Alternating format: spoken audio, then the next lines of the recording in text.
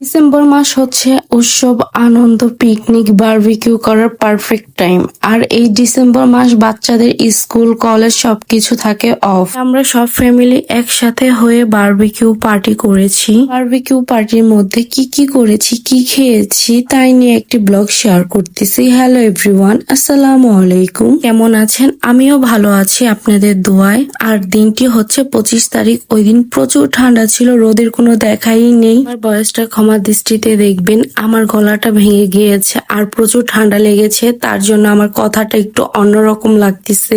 আমি প্রথমে আপনাদের কাছে সরি চেয়ে নিচ্ছি। আমি ছিলাম শ্বশুর বাড়ি, দেন বিকালবেলা এসেছি। এর আগে মুরগি কিনে এনে কেটে বেছে সুন্দর করে ম্যারিনেশন করে রেখে দিয়েছে। আর আমি আপনাদেরকে ভিডিওর মধ্যে যতটুকু দেখিয়ে দিচ্ছি ময় মশলা, ততটুকুই স্বামী করে রেখেছে আমার জন্য। আমি স্বামীকে বলেছি তুই যতটুকু পারস ভিডিও করে রাখিস আমার জন্য। আমি তো তাড়াতাড়ি আসতে পারিনি, তার জন্য আমি প্রথম থেকে ক্লিপস নিতে পারিনি ভিডিওর। তো ওই আমার কথা অনুযায়ী সুন্দর করে যতটুকু পেরেছে ভিডিও করে রেখেছে। যাই হোক, আমি তার জন্যই ঠিকঠাক মতো আমি মশলার পরিমাপটা আপনাদের কাছে বলতে পারতেছি না। আর মামি মুরগি নিয়ে আসছিল 9টা। মুরগির সাইজগুলো খুবই বড় ছিল। আপনারা যারা বারবিকিউ করতে চাচ্ছেন তারা অবশ্যই মুরগির উপরে চামড়াটা রেখে নিবেন। আমরা উপরে চামড়াটা রেখে নিয়েছি।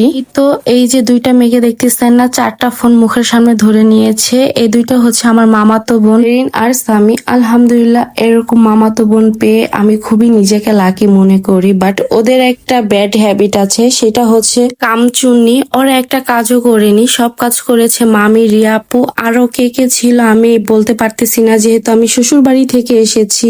উপরে যেয়ে দেখি রিয়াপু সবকিছু কেটে রেখেছে সালাতের জন্য। এখন আমি আপনাদেরকে মজার বিষয় শেয়ার করতেছি। এই যে আপনারা এতক্ষণ ধরে দেখতেছেন না, ভাইয়েরা জান প্রাণ দিয়ে জীবন যুদ্ধে নেমেছে। এই চুলাটা ওরা ধরাতে পারতেছে না, ইট দিয়া বানিয়েছে। ওরা এতটাই বোকা, এতটাই ব্যাককল, ওরা এতটুক চিন্তা করে না যে ভিজা কলা ডিরেক্ট দিলে কিভাবে চুলার মধ্যে ধরবে। তারপর যাই হোক, অনেক চেষ্টা করার পর মামি বড় বড় 2-3টা কাঠ এনেছে। কাঠ এনে চুলার মধ্যে জ্বালিয়ে দেন এখানে দিয়েছে। বলতে হবে আজকে এই চুলাটার মধ্যে অনেক এফোর্ট দিতে হয়েছে। তারপর বারবিকিউ মেশিনটা বসে রিয়াপু সুন্দর করে একটা একটা করে ম্যারিনেট করা চিকেন গুলো দিয়ে দিয়েছিল বারবিকিউ মেশিনে। প্রথমবার দিয়েছিল 11টা করে। তো ওই দিন আমরা ফ্যামিলি সবাই ছিলাম এখানে। আমরা 4টা ফ্যামিলি বারবিকিউ করেছিলাম। আর সবচেয়ে মজার পার্ট হচ্ছে আমাদের মামি হাতের কাছে পাখা না পেয়ে মামি বাতাস করতেছিল কয়লার মধ্যে বেলচা দিয়ে। এইটা দেখে সবাই হাসাহাসি করতেছে। আর রিয়াপু এপিট ওপিট করে মাংসগুলো দেখতেছে ভালোভাবে হিট পাচ্ছে কিনা আর হয়েছে কিনা। আর হয়ে গিয়েছে যেহেতু, তারপর একটা বড় ডিশের মধ্যে আমরা রেখেছি চিকেনগুলো। আর আপনারা কারা শ্রেণী বা ডিশ বলেন অবশ্যই কমেন্টে বলে যাবেন। আর দেখেন সুমন ভাই কি বলতেছে, একটু আপনারা নিজেরাও শুনে নেন। হ্যাঁ,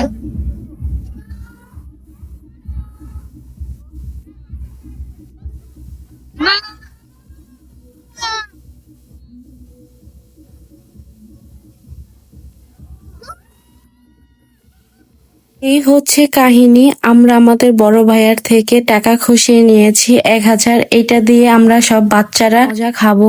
ভাইয়া ছিল গেস্ট, ভাইয়ার গেস্ট আর কিসের, আমরা হলাম বোন মানুষ, আমাদের কাছে কি ভাইয়া কোনো গেস্ট?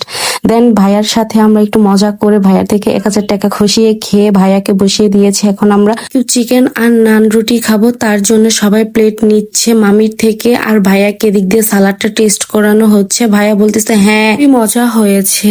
আর সবাইকে ওয়ান টাইম প্লেট গুলো দিয়ে দিয়েছে হাতে হাতে। হচ্ছে সবার প্লেটে একটা একটা করে চিকেন দিয়ে দিচ্ছে। আর সুমন ভাইয়া সালাদ দেন 2টা করে রুটি দিয়ে দিচ্ছে।